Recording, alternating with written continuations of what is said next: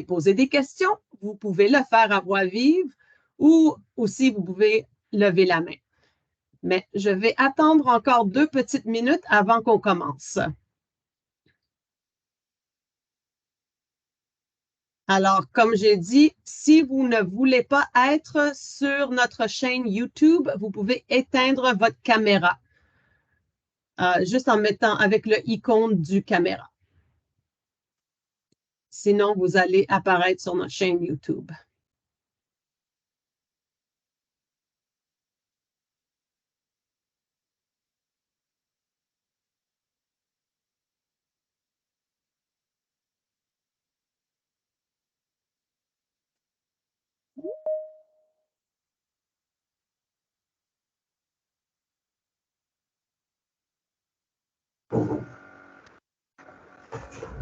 Alors, on va commencer dans 2 minutes. Si vous voulez vous mettre sur muet et si vous ne voulez pas apparaître sur notre chaîne YouTube, parce qu'on va enregistrer ce soir, vous êtes mieux d'éteindre votre caméra avec le petit icône caméra. Sinon, vous allez apparaître sur notre chaîne YouTube lors de l'enregistrement.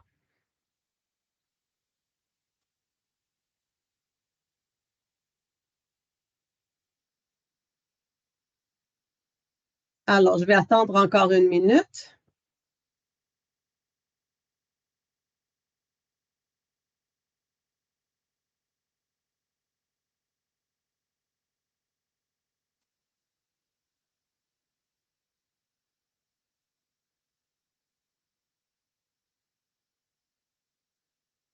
Alors, il est 19 heures. Alors, bonsoir et bienvenue à notre série éducative Parlons DT1. Premièrement, je veux reconnaître que je me trouve sur les terres traditionnelles des peuples Kanien'kehá:ka, Mohawk et Haudenosaunee. Jojage, qui signifie Montréal, est historiquement connu comme le lieu de rassemblement pour de nombreuses Premières Nations. La recherche et les activités de FRDJ se déroulent sur les terres où vivent de nombreux autres habitants autochtones, d'un océan à l'autre. Nous reconnaissons les terres ancestrales et non cédées de tous les Inuits, Métis et membres des Premières Nations qui vivent sur ces terres. Alors, ce soir, nous sommes ravis de vous présenter des informations sur le crédit d'impôt pour personnes handicapées, le CIPH, et un aperçu général du régime enregistré d'épargne invalidité, le REI. FRDJ est un chef de file mondial des travaux visant à mettre fin au diabète de type 1, DT1, par les recherches, le financement et la défense d'intérêts. FRDJ soutient également des personnes et des familles de la communauté du DT1 dès le diagnostic en les aidant à vivre mieux, en meilleure santé et en plus grande sécurité pendant que nous poursuivons notre travail pour trouver une guérison. Je suis Rosalie Sarassois, la directrice d'engagement communautaire et bénévolat de FRDJ pour l'Est du Canada. Alors, nous avons mis sur pied la série Parlons DT1 en 2020. Alors, cette série éducative offre de l'information sur un nouveau sujet à chaque mois. Nous mettrons sur notre site web à jour sous peu afin d'indiquer les détails de la prochaine séance qui aura lieu le 23 novembre, qui est notre soirée techno pour le diabète. Nous organisons également une série de discussions virtuelles le 4e mercredi de chaque mois. Alors, en octobre, c'est le 25 octobre. Alors, ces discussions offrent l'occasion d'échanger avec les autres dans un environnement informel. Alors, vous pouvez toujours visiter notre site web frdj.ca pour savoir plus. Alors, juste un petit renseignement généraux et techniques. Puisque nous sommes plusieurs dans le groupe, nous allons désactiver le son afin de minimiser le bruit. Il y a un bouton pour lever la main que vous pouvez utiliser pendant la présentation si vous avez besoin de clarification. Nous avons également une fonction de clavardage ou chat et nous accueillons toute question. Alors, je vais tenter de répondre à toutes les questions si le temps le permet.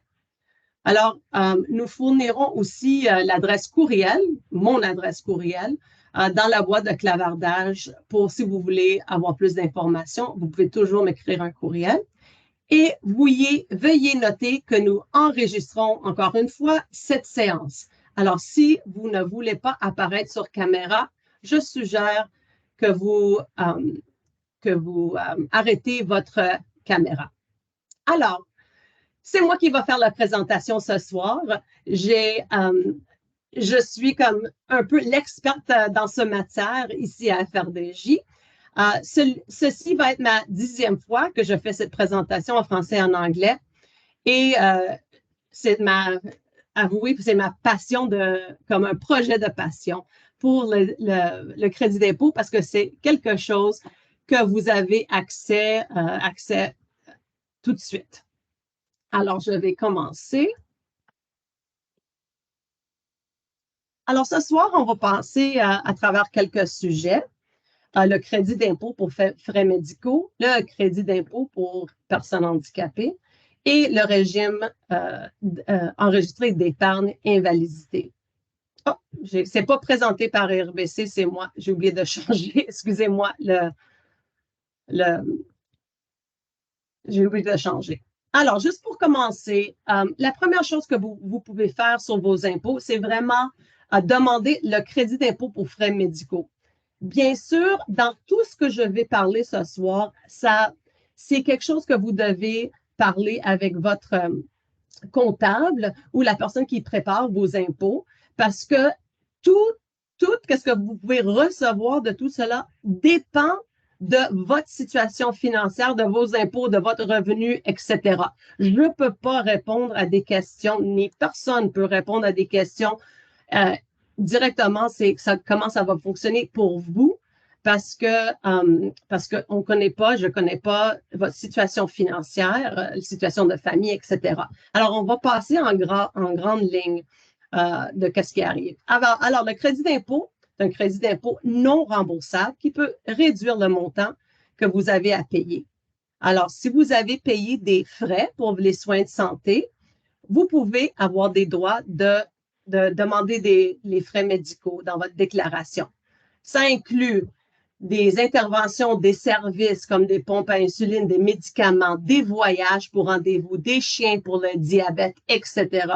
Ça inclut une grande variété de choses. Puis ça peut vous aider à réduire qu'est-ce que vous devez au gouvernement.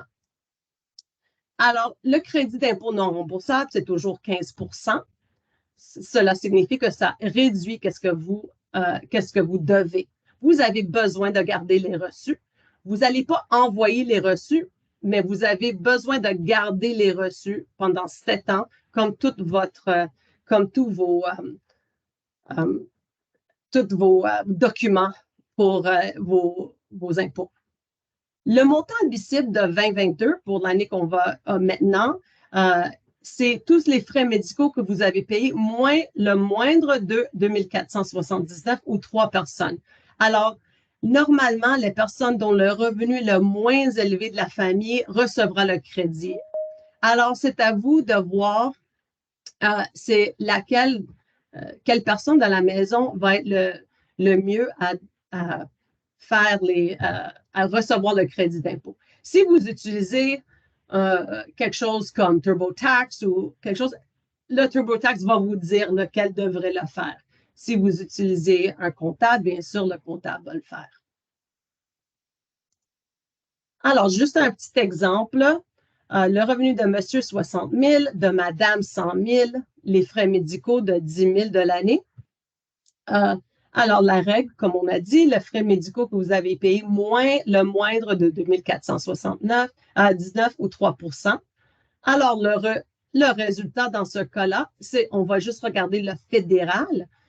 Alors, sans donner les frais, avant les frais médicaux, cette famille doit 18 885 et après qu'il a déduit les frais médicaux, il doit 17 856. Alors, ça veut dire un frais médicaux de 1 000 $ plus dans les poches que vous devez moins.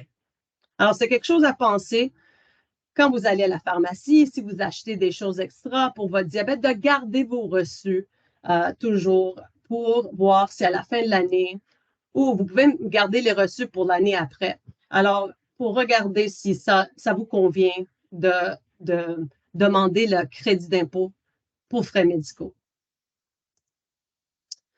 Alors là, on va commencer avec le fameux CIPH, crédit d'impôt pour personnes handicapées. Alors, le crédit d'impôt pour personnes handicapées, le CIPH, est un crédit d'impôt non remboursable, comme le crédit pour frais médicaux, qui aide les personnes handicapées et leurs aidants à réduire l'impôt sur les revenus qu'ils pourraient avoir. Un particulier peut demander le montant pour personnes handicapées une fois qu'il est admissible au CIPH et ça comprend aussi un supplément pour une personne ayant moins de 18 ans à la fin de l'année. Par exemple, si c'est votre enfant qui souffre du diabète, c'est votre enfant qui a droit au CIPH. Ce n'est pas le parent. C'est l'enfant qui a le droit, mais c'est le parent qui va recevoir le supplément.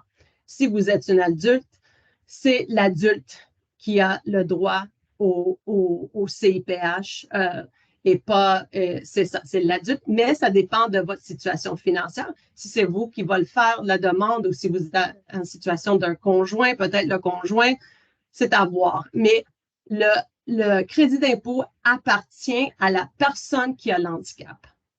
Alors, l'objectif, c'est de réaliser une plus grande équité fiscale en permettant d'alléger les frais liés à la déficience. Comme vous savez, avoir le diabète, ça coûte très cher. Et alors, puisque ce sont des dépenses additionnelles que d'autres contribuables ne payent pas. Pour être admissible au CPH, vous pouvez aussi, quand vous êtes admissible au CPH, vous pouvez aussi accéder à d'autres programmes fédéraux, provinciaux ou territoriaux, comme le REI, l'allocation canadienne pour travailleurs, la prestation pour enfants handicapés. Et si vous êtes au Québec, il y a d'autres choses. On va parler un peu plus loin. Alors, qu'est-ce qui a été super intéressant? C'est qu'en 2022, le projet de loi C-19 a eu la sanction royale. Alors, ça fait déjà presque 18 mois. Alors, ça fait une modification qui est très pertinente pour les diabétiques de type 1. Alors, la modification permet à toute personne qui a reçu un diagnostic de diabète d'avoir automatiquement le droit au CPH. Les personnes n'ont plus besoin de fournir une liste de leur activité, y compris un nombre moyen de documentés d'heures, etc. Alors, elles sont désormais automatiquement considérées comme satisfaisant aux critères pour les thérapies essentielles, assurant leur admissibilité au CIPH. Puis on va parler que ça veut dire quoi. Mais on va commencer avec un petit vidéo que je veux vous montrer. Et après que je montre cette vidéo, je veux juste vous expliquer un petit peu. C'est pas très grand la vidéo, puis ça dure pas longtemps, mais juste ça va vous donner une idée. Cette vidéo vient directement du site du gouvernement du Canada. Et c'est leur exemple. Alors, si vous entendez pas ou quelque chose, juste à me dire dans le chat ou quelque chose, mais je pense que vous allez pouvoir écouter. Une personne qui souffre de diabète du type 1 a un rendez-vous de suivi avec le médecin. Est-ce que tout le monde entend?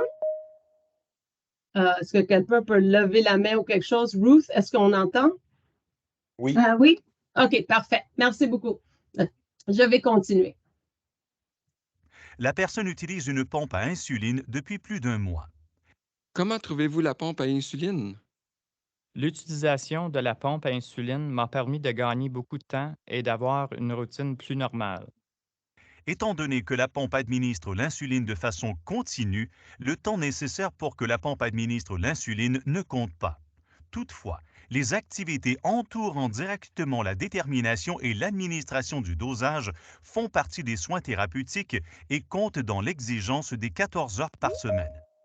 Ces activités comprennent la surveillance du taux de glucose dans le sang, le changement de la tubulure, la rotation des sites d'insertion, le calibrage de l'équipement nécessaire pour ajuster le dosage, la vérification des cétones et le maintien de livrets de contrôle du taux de glucose dans le sang.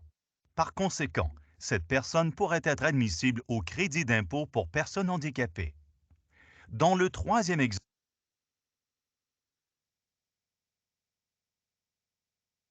Alors, je reviens. Alors, pourquoi je voulais vous dire ça? C'est parce que même maintenant, cette vidéo, c'était pour l'année passée, mais maintenant, les personnes qui sont atteintes de diabète de type 1 sont admissibles quand votre médecin signe le formulaire. Mais on entend encore des fois des médecins qui ne veulent pas signer ou qui veulent, des fois, c'est un peu difficile. Alors, je voulais juste vous dire que l'exemple même sur le site de l'ARC est le diabète. Alors, c'est quelque chose, si vous avez des problématiques avec votre médecin ou l'infirmière praticienne qui va signer vos formulaires, c'est leur exemple. Alors, c'est quelque chose à penser.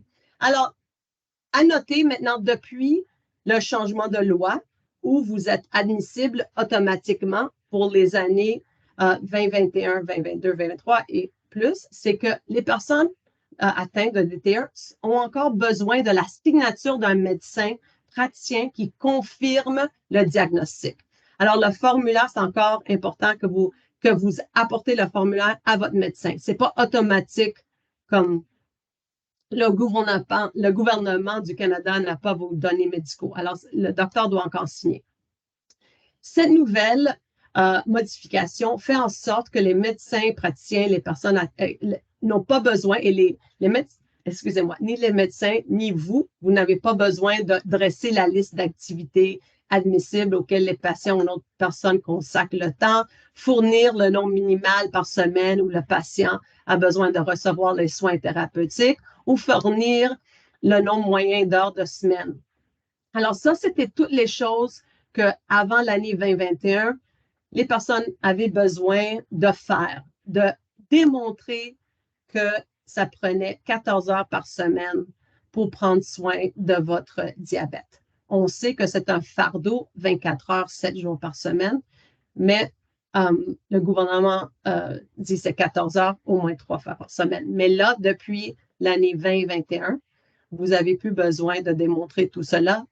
Votre médecin a juste besoin de signer le formulaire. Alors, c'est ça, le CNPH pour les personnes atteintes de DT1 s'applique à l'année 2021 et après, alors, ces dernières 3 ans, mais ce n'est pas rétroactif. Alors, ça veut dire que si vous voulez avoir une rétroaction, là, pour avant l'année 2020, là, vous devez démontrer vos heures, les 14 heures, et aussi le faire signer par votre médecin. Mais je vais passer à des trucs et astuces pour cela. Alors, les personnes concernées peuvent faire une demande de CPH tout temps à l'année. Alors, vous pouvez le faire demain. Et je suggère que vous le faites si vous voulez avoir accès au CPH, vous êtes mieux de le faire dans un temps que ce n'est pas le temps des impôts, parce que ça va prendre beaucoup plus de temps. Alors, de le faire avant votre prochaine visite à votre médecin, de le faire n'importe quel temps de l'année avant la saison des impôts, parce que là, ça va durer du temps. Alors, c'est ça, on peut faire une demande à chaque moment de l'année. Alors, comment faire la demande? Je vais vous montrer 2 manières de faire la demande. Un est tout nouveau, ça fait quelques mois qu'il est là, mais ça, c'est faire une demande utilisant le formulaire papier. C'est le formulaire T2201 que vous devez remplir. Ça, c'est le certificat pour le crédit d'impôt pour personnes handicapées. Alors, pour ce formulaire qui a 17 pages, mais vous avez juste à remplir 4. Mais c'est la personne handicapée, et je dis handicapée juste parce qu'il y a un handicap invisible, ça se nomme comme ça, ou son représentant légal remplit la partie A du formulaire en demande papier. La partie A, c'est votre nom, vos détails, nom d'assurance, assurance sociale, etc.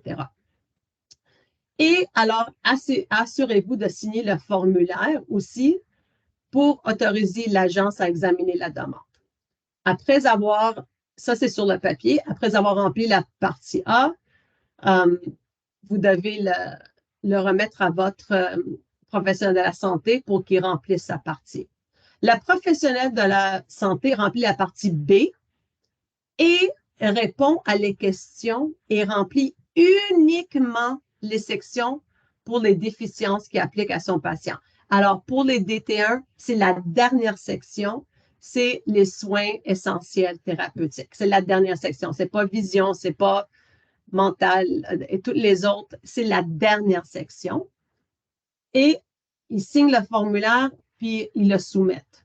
Le professionnel de santé ou le demandeur peut soumettre la demande à l'agence. Si le professionnel de la santé le soumet, il doit l'envoyer par la poste. Alors, je suggère de toute façon, si votre médecin, si vous avez le formulaire papier, votre médecin le signe, prenez-le vous-même pour l'envoyer et je suggère de le scanner et de le mettre directement dans mon dossier, dans votre dossier sur ARC sur Internet, si vous avez déjà ouvert mon dossier. Alors, et aussi, vous aurez en papier. Nazak, vous avez une question? Bonsoir. Oui, bonsoir. J'ai une question à vous demander.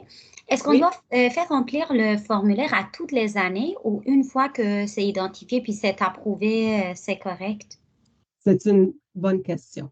Alors, quand vous êtes approuvé, le gouvernement va vous envoyer une lettre où ça va être mis dans votre dossier, une date d'échéance. Alors, ça peut être 5 ans plus tard ou maintenant, qu'est-ce qu'on voit? C'est à vie. Et là, c'est dans votre dossier pour la fin. Ça peut être différent pour si c'est un enfant. Des fois, avant, dans le temps, il donnait à l'enfant jusqu'à l'âge de 18 ans, puis après, l'enfant devait le refaire à l'âge de 18 ans, parce que c'est un peu les critères un peu différents. Alors, ça dépend. Mais c'est eux qui vont vous donner une date d'échéance qui dit indéterminée, que ça veut dire à vie, ou il va avoir une fin. Puis c'est ça. Alors, si c'est indéterminé, on est correct. Excellent. C'est dans votre dossier, vous avez juste à checker, oui, j'ai accès, ou c'est pas chaque année que vous faites, mais quand même, il faut faire le check dans vos impôts à chaque année pour recevoir le crédit. Alors, ça veut dire que chaque année, si vous êtes sur TurboTax, vous cliquez sur oui, j'ai accès au crédit d'impôt parce qu'ils vont le faire automatiquement. Si vous l'envoyez à un comptable ou quelque chose comme ça, H&R Block, vous devez leur dire que vous avez ça. Sinon, le gouvernement ne va pas faire le travail de checker la boîte. Excellent, merci beaucoup. Merci. De rien. Il y a une autre question, je ne vois pas c'est qui, mais... Oui, bonjour.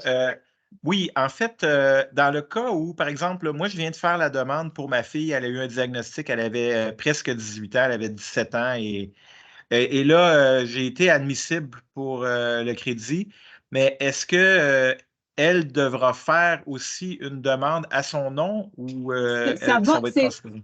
Le crédit, c'est à son nom. Le crédit, c'est pour elle, c'est pas pour vous. Ça veut dire, vous déduisez le crédit sur vos impôts, mais le crédit appartient à elle. D'accord. Donc, c'est la même demande qui se poursuit. C'est la même demande parce que c'est à son nom. Alors, c'est elle. Ça se peut que vous allez voir avec si elle sort de la maison, si c'est elle qui va demander le crédit pour elle-même, si ça fait du sens dans ses impôts, ou c'est encore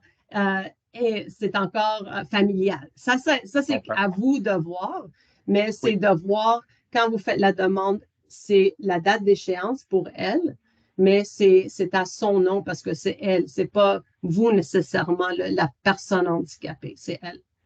Merci. OK. Il y a une autre personne qui a levé la main avant Mme Côté avec quelqu'un d'autre. Il se peut que je réponds à vos questions avant, mais est-ce que c'est qui je vois pas c'est qui a levé la main. Alors, bonjour, moi j'ai levé ma main parce que vous disiez de scanner le document et de le déposer dans puis là j'ai manqué l'information. Puis vous le répéter, s'il vous plaît? Mon dossier, c'est votre dossier qui est sûr si vous avez déjà ouvert votre compte de l'ARC sur Internet, vous avez votre code et tout ça, vous pouvez mettre les documents directement par Internet au lieu de le faire par la poste. Super, merci beaucoup. OK. Madame Côté, vous avez une question? Non, vous êtes sur muette. Il va falloir que vous mettez votre microphone. C'est vrai. Bon. Oui. Moi, j'ai déjà envoyé le formulaire T2201. Ça doit faire une vingtaine d'années parce que j'avais une pompe à insuline à ce moment-là. Et puis, la pompe à insuline était acceptée, là, tu sais. Mais Oui. je l'ai eu 2-3 ans, je pense. Après ça, ils m'ont écrit pour me dire qu'ils ne pouvaient plus me l'envoyer, que c'était plus accepté. Est-ce que je dois faire une deuxième demande à leur Absolument. envoyer un deuxième? Tout a Oui. été changé maintenant. Vous pouvez le faire. Vous pouvez demander la rétroaction pendant les dernières 10 années si vous voulez, ou vous pouvez juste faire une rétroaction. Ça dépend de vos finances si ça vaut la peine. Vous pouvez juste faire la demande de l'année 2021 pour avoir les deux. Parce que ça, c'est sûr et certain. Vous n'avez rien besoin de faire, juste amener le formulaire à votre médecin. Il y a juste à attester et signer que oui, vous avez le diabète de type 1, rien d'autre à montrer. Si vous voulez une rétroaction, là, il y a la paperasse, qu'on va parler de ça dans quelques minutes.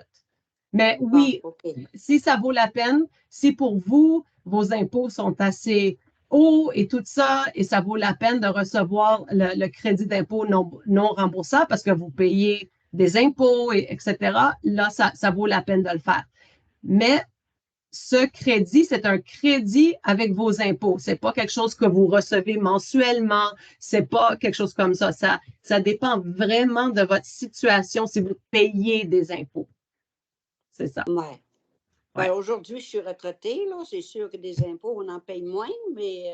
Ça peut aider quand même. Alors, c'est ça. Ça peut aider quand même, c'est ça. C'est ça. Merci beaucoup. Je vais continuer. Alors, maintenant aussi, il y a un nouveau que j'ai vu, ça fait quelques mois, un formulaire numérique qui existe. Alors, ça aussi, ça dépend de votre médecin, s'ils sont à l'aise de le faire sur Internet ou non. Mais la même chose, la personne handicapée remplit le formulaire A. Vous le faites en ouvrant une session dans Mon dossier sur le site de l'ARC. Alors, vous ouvrez votre dossier dans le site de l'ARC. Faites défiler juste en bas vers les prestations et les crédits. Et là, vous cliquez sur prestations et crédits. Et là, il y a un bouton sur Mon dossier, demander le CIPH. Alors là, c'est rendu très facile. Alors là, vous remplissez la formule A. À la fin de la tape, c'est de remplir vos données, vous allez recevoir un numéro de référence. Vous l'écrivez ou vous faites un screenshot, vous vous rappelez du numéro de référence. Alors, vous allez à votre professionnel de la santé et vous le donnez le numéro de référence et votre médecin va utiliser ce numéro pour remplir la formulaire, pour soumettre la partie B. Alors, si c'est quelque chose qu'ils peuvent faire directement dans leur bureau, s'ils ont le temps, s'ils le font, etc. Alors, ça, c'est une autre manière de le faire, s'ils sont à l'aise avec l'ordinateur, s'ils sont à l'aise, parce que pour eux autres, c'est beaucoup plus vite. Alors, ils soumettent la partie B du formulaire numérique en ligne. Le numéro de référence est requis quand le formulaire est fait, parce pour que ça corresponde à vous. Le numéro est valide jusqu'à que le professionnel de la santé remplisse la partie B. La partie B doit être remplie par le professionnel de la santé. Les demandeurs ne peuvent pas remplir la partie B eux-mêmes. Alors, si le demandeur le remplit, ne sera pas traité. C'est du fraude. Alors, il y a un formulaire numérique pour eux autres, des professionnels de la santé, etc. Ils remplissent. Alors, une fois que la partie B est remplie, ils mettent le « envoyer » et c'est envoyé à l'ARC. Et ça va être traité plus vite. Alors, ça, c'est une manière, si vous avez une relation avec votre médecin, ils sont à l'aise avec tout ça. Mais il y a plusieurs médecins qui le font. Je sais qu'ils l'ont fait, qu'ils le faisaient déjà dans le passé. Alors, ça peut passer. Alors, je vais parler un peu plus vite parce que le temps achève. Alors, vous voulez faire une demande pour avant les années 2021. Vous devez répondre à 2 critères, comme on a parlé avant. c'est besoin de soins thérapeutiques pour maintenir une fonction vitale. Ça, on le sait déjà, insuline, une fonction vitale, et avoir besoin de ces soins au moins 3 fois par semaine pendant 14 heures. Alors, ça, c'est quelque chose que les personnes qui ont le diabète remplissent ces critères. Et on le sait très bien parce que vous êtes admissible maintenant. Alors, les critères d'admissibilité sont les suivants. Les activités qui peuvent être comprises dans les 14 heures, surveillance de glycémie, préparation d'insuline, calibration, tenue d'un carnet ou un carnet même digital. Les activités qui ne sont pas comprises, calcul des glucides, activité physique, récupération d'un hypo-hyper, préparation des repas, le temps de déplacement pour aller à la pharmacie ou à vos rendez-vous. Alors, les trucs et astuces pour remplir le formulaire. Et aussi, moi, si vous voulez m'envoyer un courriel, moi, j'ai fait un document qui vous donne un peu des trucs et astuces. Alors, cela, c'est juste si vous voulez faire une rétroaction pour les années avant 2021. Vous pouvez aller jusqu'à 10 ans par en arrière de cette année-ci. Si vous ne voulez pas faire une rétroaction, vous n'avez pas à faire cela, qu'est-ce que je vais parler maintenant. Rien à faire, c'est juste au médecin de signer le formulaire T 2201. Alors, les trucs, remplissez le formulaire vous-même avant d'aller à votre professionnel, incluant les 14 heures. Alors, ça, c'est des trucs et astuces que je peux vous envoyer si vous m'envoyez un courriel. La plupart des professionnels rempliront le formulaire si vous vous occupez correctement de votre DT1. Alors, je connais quelques médecins qui l'utilisent comme « Ah oui, non, je sais que vous ne vous occupez pas très bien de votre diabète, si vous vous occupez mieux, dans 3 mois, je vais signer votre formulaire. » J'en ai déjà écouté des médecins qui disent cela. Assurez-vous que votre médecin note que votre condition est permanente. Ça, c'est très important. Le HC fonde ses décisions sur ce qui était écrit sur le formulaire. Et si vous êtes rejeté, réessayez. Alors, des fois, si vous voulez faire une rétroaction, d'écrire toutes vos activités, ça prend 3 ou 4 pages. Alors, c'est quelque chose que vous devez prendre un peu de temps pour le faire, pour le penser, pour la rétroaction, si vous pensez que ça vaut la peine. J'ai parlé avec une madame, juste pour vous dire, j'ai fait cette séance l'année passée. Après, j'ai parlé avec une madame, elle m'a demandé mes documents pour l'aider un peu à faire ses 14 heures. Elle ne savait pas si elle voulait faire rétroaction ou non. Elle n'était pas certaine. Mais elle a dit, oui, j'ai travaillé à temps plein tout le temps. Oui, je vais le faire. Elle a pris beaucoup de temps pour faire ses formulaires et d'écrire toutes ces 14 heures, etc. Puis elle m'a appelé, ça fait quelques mois, pour me dire qu'elle a reçu 16 200 $. Alors, vraiment, c'est quelque chose qui vaut la peine. Puis un de mes autres bénévoles qui a reçu 15 000 $ dans une shot. Alors, ça peut valoir la peine pour faire la rétroaction et prendre le temps de vraiment écrire vos 14 heures et vraiment de parler avec votre médecin. Alors, combien pouvez-vous réellement obtenir du crédit d'impôt? Alors, c'est un crédit d'impôt non remboursable. Le maximum, c'est une déduction de vos impôts de 1 330 $ et 50 sous. Alors, c'est ça. Il existe également un supplément non remboursable pour toutes les personnes de moins de 18 ans ayant un handicap. Et ça, c'est aussi, c'est pour les parents. Aussi, ils peuvent demander le supplément. Et ça, et celui-là, c'est 766, une réduction de 766 et 10. Alors, pour un parent, par exemple, qui a un enfant, il peut avoir une réduction dans ses impôts, dépendant de son salaire, bien sûr. Ça, c'est le maximum. C'est 2106 $. 2106 $, c'est ça. Le plus simple, toujours, c'est télécharger le formulaire et le remplir dans mon dossier de l'ARC.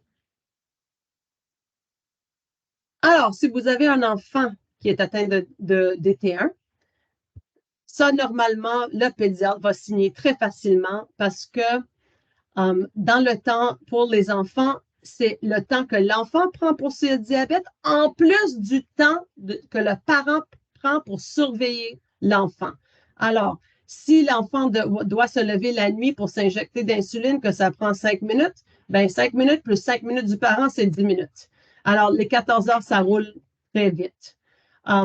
Alors, si on doit réveiller l'enfant la nuit, c'est le temps, surveiller l'enfant, besoin de glucose, le temps de l'enfant et le parent. Alors, pour les enfants moins de 18 ans, si vous faites une rétroaction, ils vont aussi dire oui. Pour les années 2021, vous avez juste à signer. Alors, c'est ça. Il y a aussi une prestation pour enfants handicapés. Ça, c'est au fédéral. Pour obtenir la prestation, vous devez être admissible aux allocations canadiennes et aussi l'enfant doit avoir le CPH en son nom. Ça, c'est une prestation mensuelle. Alors, pour l'année 2022, c'est 264 et 41 par mois maximum. Alors, pour chaque enfant admissible. Et ça commence à diminuer lorsque votre revenu familial est supérieur à 75 000 $. Alors, bien sûr, ça dépend de votre situation financière, de votre situation d'impôt, mais c'est quelque chose, vous devez demander le CPH pour votre enfant pour l'avoir. Au Québec, et je vais juste parler un peu de Québec parce que j'imagine la majorité sont au Québec. Si vous n'êtes pas au Québec, c'est juste le fédéral, mais au Québec, on a aussi le crédit d'impôt pour les personnes atteintes d'une déficience grave et prolongée. C'est la même chose. Pour être admissible à ce crédit, les patients doivent faire compléter par un médecin l'attestation de déficience, mais vous pouvez aussi utiliser le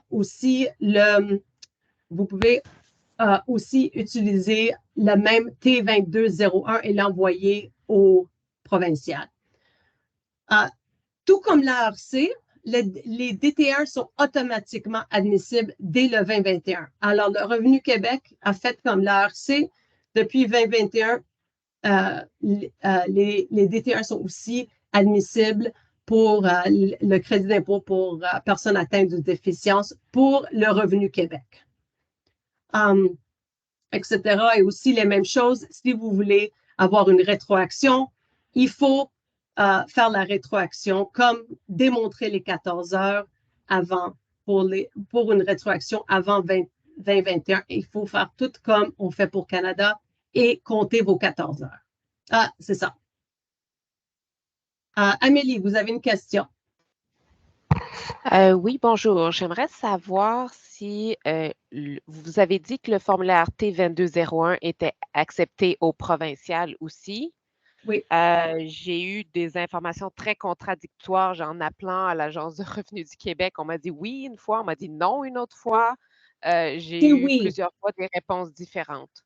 C'est oui, mais vous devez envoyer le formulaire. Ce n'est pas dès que c'est accepté au fédéral, vous devez faire 2 copies de votre T2201, un pour fédéral et l'autre pour provincial. Donc, le formulaire maintenant qu'on fait en ligne directement, que le médecin remplit en ligne, ça ne fonctionne pas. Ce n'est pas idéal si on veut faire le provincial aussi. C'est juste fédéral. Pour le provincial, là, c'est l'attestation de déficience puis le signer par papier. Parce que là, ils vont pas, c'est pas automatiquement accepté. Il y a un peu de... Si on veut aller à une rétroaction, à ce moment-là, est-ce qu'on est mieux aussi d'utiliser le formulaire provincial si on veut une rétroaction au provincial ou encore là, est-ce qu'ils acceptent le formulaire fédéral? Ils acceptent le formulaire fédéral pour la rétroaction, si on démonte le 14 heures. Okay. Mais vous devez l'envoyer à Québec séparément. Oui, l'envoyer séparément. Juste à faire une photocopie, disons. OK. Ouais. OK. Vous avez eu des cas que ça a été accepté de cette façon-là? Presque toujours, oui. Oui. Les fonctionnaires provinciaux disent selon un appel à un autre et la personne nous dit des choses différentes. Okay. Exactement. Et on a eu beaucoup de problématiques dès qu'on a eu en juin 2022. Ils ont tous changé les formulaires en ligne, mais les fonctionnaires, les gens qui répondent au téléphone ne savaient pas. Alors, on va. Yannick, vous avez une question. Oui, je voulais juste m'assurer que j'avais bien compris. C'est pas un formulaire différent émis par le provincial pour faire la demande provinciale. On peut utiliser le même formulaire que le fédéral? C'est ça. Oui, on peut utiliser le même formulaire, mais il faut faire une copie pour l'envoyer aux 2 places ou on peut, et normalement, je suggère ça parce que Comme ça, votre médecin a juste à signer un formulaire, au lieu que vous amenez le formulaire du fédéral et le formulaire du provincial, parce qu'il y a des docteurs qui chargent pour remplir des formulaires. Alors, si vous remplissez juste un formulaire, ça se peut que ça coûte moins cher et c'est moins d'impact pour votre médecin. Alors, si votre médecin signe le T2201, faites 2 copies. Puis un voilà, puis un voilà. Et si ça fait plus qu'un an qu'elle l'a fait, ça fait comme 1 an et 2 mois que j'ai fait la demande avec elle, parce que je peux quand même réutiliser la même copie, même si elle l'a signé l'année passée? Peut-être, je ne sais pas. Ça je n'ai jamais essayé quelque chose comme ça, je ne sais pas, Yannick. Parce que la date, là, ils vont regarder la date, puis ça se peut que non. OK, je vais m'essayer. OK, vas-y. Alors, dans les 14 heures, c'est presque la même chose, mais au Québec, on peut demander aussi, ils peuvent aussi inclure dans les 14 heures une récupération de l'hypo ou aussi le temps de déplacement. Mais normalement, si ça passe par le fédéral, ça passe par le provincial. Aussi, au Québec, on a un supplément pour enfants handicapés. Ça aussi, c'est un supplément qui arrive, un versement mensuel de 218 $. Mais celui-là, ça arrête à l'âge de 18 ans de votre enfant. Juste pour savoir, comme aussi l'autre supplément, ça arrête à 18 ans, comme tous les suppléments pour les enfants. Je vais aller un peu plus vite parce qu'on va commencer avec, je vais vous donner un aperçu du REI. Le régime d'épargne invalidité, c'est un régime qui va très bien. C'est quelque chose qui est très généreux pour les personnes qui ont accès au CIPH. Alors, je vais vous montrer un petit vidéo et après aussi, on va commencer un peu les explications. Attendez 2 petites secondes. Ici, OK.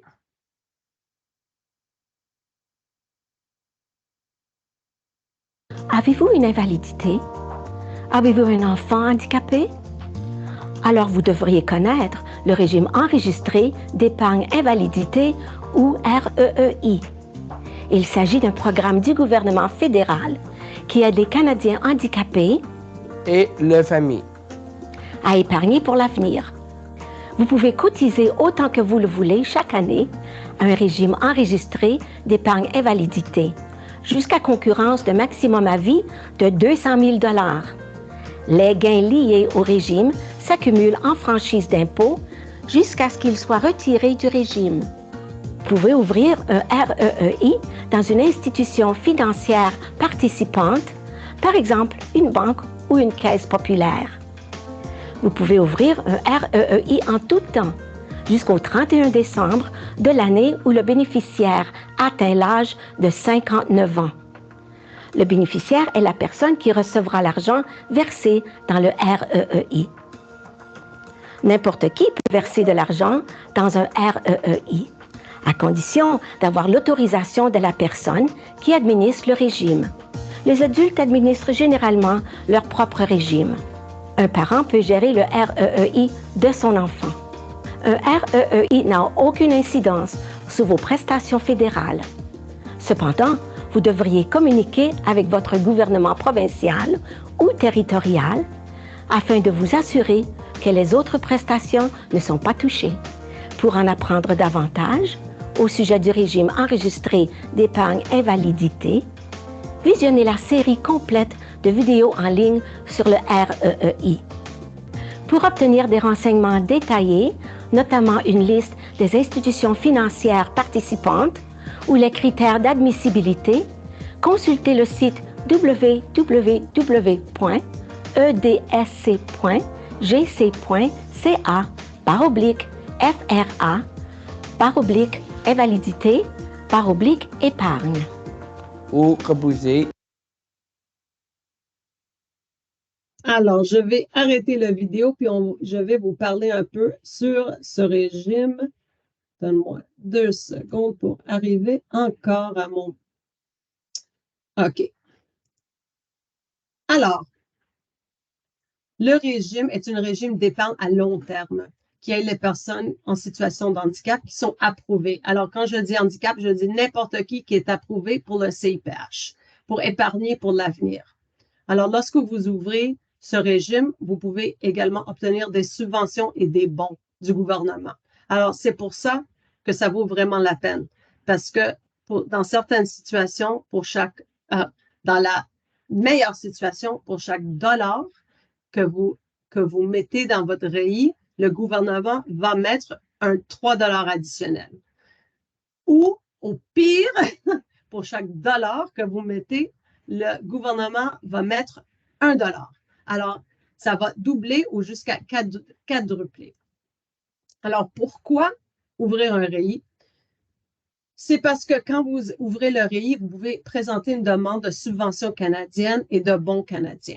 La subvention canadienne pour l'épargne est une subvention en contrepartie qui est versée jusqu'au 31 décembre de l'année que vous atteignez 49 ans.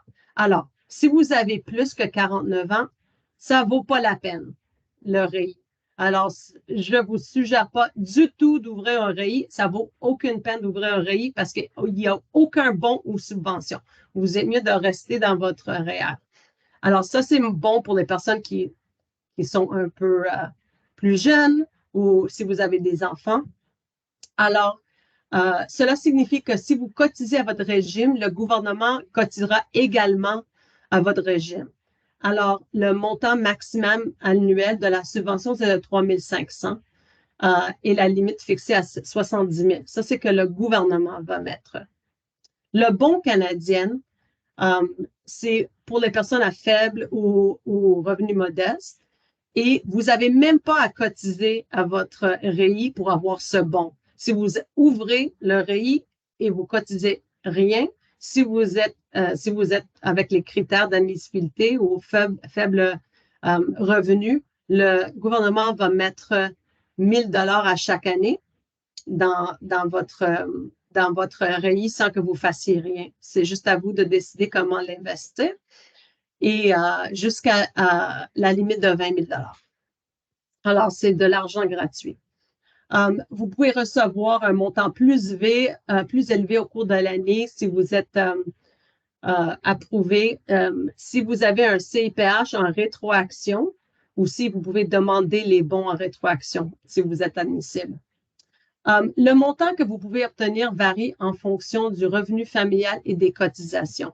Alors, c'est un revenu familial, mais si vous avez un enfant adulte, alors pour l'enfant, un adulte qui a 19 ans et plus, c'est le revenu de cette personne de 19 ans qui compte.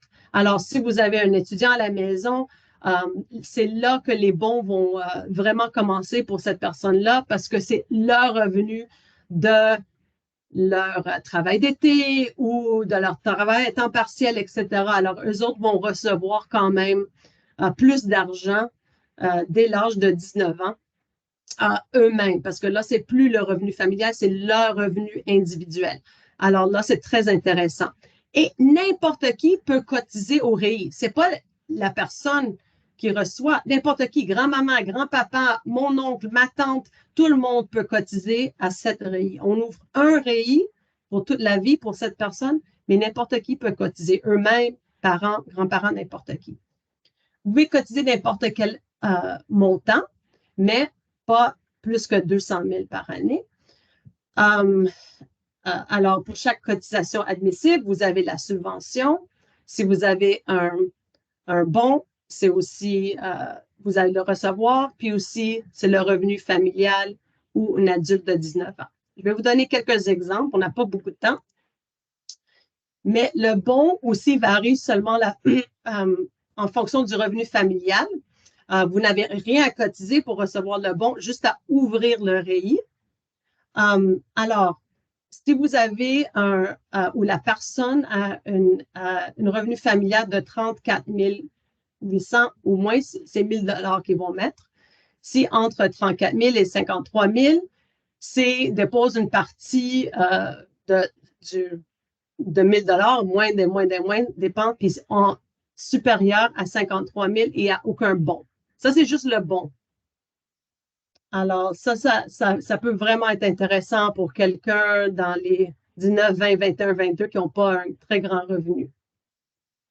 Nazak, je vois votre main, mais je vais juste attendre à la fin parce que J'ai une autre, à 8 heures, à 20 heures, je fais la même chose, mais en anglais. Alors, je dois... Pas de problème, pas de problème. Je vais vous écrire vous pouvez m'écrire un courriel. Sur LinkedIn, est-ce que c'est bon? Juste, mon courriel est dans le chat ici. rsarassois à JDRF, mais je vais demander à ma... Oui, c'est ça, c'est déjà là. Alors, merci beaucoup. Merci beaucoup. Alors, pour les subventions, les subventions que vous pouvez faire, ça aussi, ça dépend de votre revenu familial. Alors, si vous avez un revenu inférieur ou égal à 106 000 si vous cotisez un montant maximum de 500, le gouvernement va mettre 3 $ pour chaque dollar que vous mettez. Si vous cotisez une cotisation maximale de 1 000 $ de plus, le gouvernement va mettre 2 $ pour chaque 1 $. Puis, alors, pour recevoir la subvention maximale du gouvernement, vous devez cotiser 1 500 $ par année. Ça va faire comme le maximum. Si vous avez un revenu supérieur, un revenu familial supérieur à 106, là, le gouvernement, montant maximal de 1 000 $, le gouvernement va mettre 1 $ pour chaque dollar que vous mettez. Alors, si vous avez un revenu familial supérieur à 106 000 $, c'est 1 000 $ comme le spot qui va être bon parce que là, ils vont mettre eux autres 1 000 $. Puis je vais montrer des exemples ici. Alors, ça, c'est des subventions. Par exemple, Marty a un revenu familial de 40 000 $. Il cotise 50 $ à son régime. Alors, le gouvernement va lui verser un supplément, une subvention de 150 $, OK, par année. Geneviève a un revenu familial de 60 000 $. Elle cotise 1 200 à son régime. Le gouvernement va verser une subvention de 2 900 $ à Geneviève parce que 1 500 pour la première tranche de 500, alors, parce que c'est 3 fois 500, et 1 400 pour la dernière tranche de 700, c'est 2 fois 700. Alors vraiment, si elle cotise 1 200, le gouvernement va donner 2 900. Miguel, revenu familial de 80 000 $, il cotise 2 000 $ à son régime. Le gouvernement va lui donner une subvention de 3 500 $, le montant annuel maximum de la subvention, puisque la cotisation de Miguel est supérieure à 1 500, il ne va pas obtenir une subvention pour la tranche en haut de 1 500. Alors, 1 500, ça vaut la peine parce que si vous cotisez 1 500 au régime, le gouvernement va mettre 3 500 pour vous. Alors, qu'est-ce qui est important aussi? C'est de faire un bon investissement avec votre argent. Alors, ici, quelqu'un qui est en haut de 106 000 $, alors Elsa, un revenu familial de 150 000 $, elle cotise 400 son régime, le gouvernement va donner un autre 400. Alors, c'est doublé. Michel a un revenu de 200 000, il cotise 1 200, le gouvernement va verser une subvention de 1 000 parce que le montant, c'est 1 000 $, le maximum pour un revenu familial de 106 000 $. Alors, juste pour conclure, je voulais juste donner un aperçu du REI, juste pour vous dire que c'est vraiment quelque chose qui vaut la peine.